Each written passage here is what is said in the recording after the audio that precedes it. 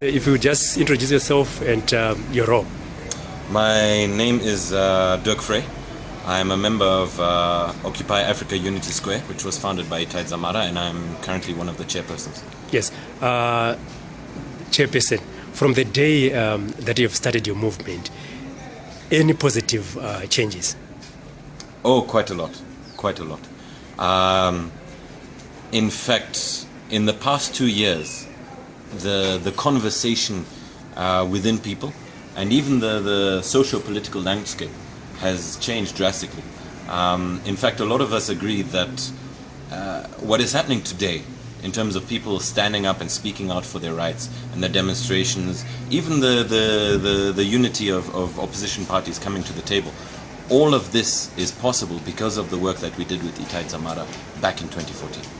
And from now, we have seen that most of your strategies have been crushed by the state security. Do you have any new strategies that you're going to employ? Oh, absolutely. We have not exhausted our bag of tricks. Look, it's the problem is that these days in something that we've come to expect. And thankfully, I mean, we wouldn't be able to do this on our own. On our own resources, the guys would never have come out. We have, thankfully, and we're very grateful for that, we have a lot of support from Zimbabweans. And let me actually take this opportunity to deny and clear up and repudiate the idea that we're funded from outside. The only people from outside the country that are funding us are Zimbabweans in the diaspora, sending their hard-earned money, $20 here, $5 there, in order for us to make the sum and get comrades out.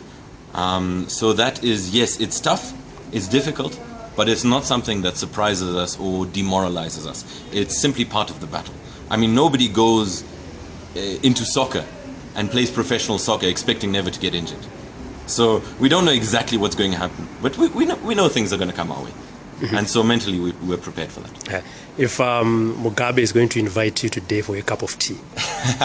I'm depending on what his mood is and what the circumstances, I think, from me greeting him. But the main message I would tell him is Sikuru, Your Excellency, please, it's past time for you to retire. Not in a confrontational way. I mean, we've always been civilized in our demands. We're not aggressive towards him as a person because it's not about the person, it's about the system.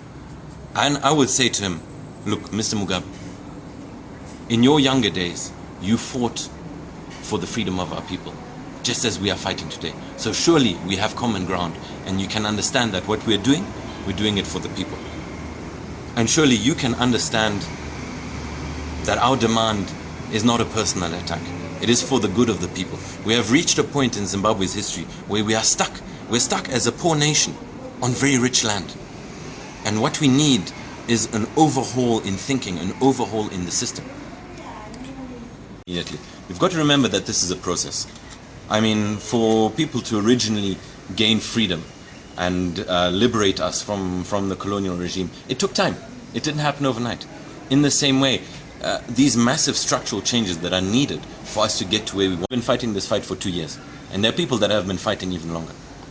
So it's not like when they crush one thing or they cut down one tree that the forest is dead. No. As you can see, every setback it's a learning process. And there's a lot of things that need to be done. So especially the people the general public, they see what's happening on the surface. They see what's happening in the news media and what makes noise. But you've got to realize that that's not the only thing that's happening. For those things that you've seen, those demonstrations that have been happening, those take organization. People need to find each other, learn to trust each other, learn to work for certainty. For certainty. Obviously, I'm not at liberty to go into details. That the fight is ongoing.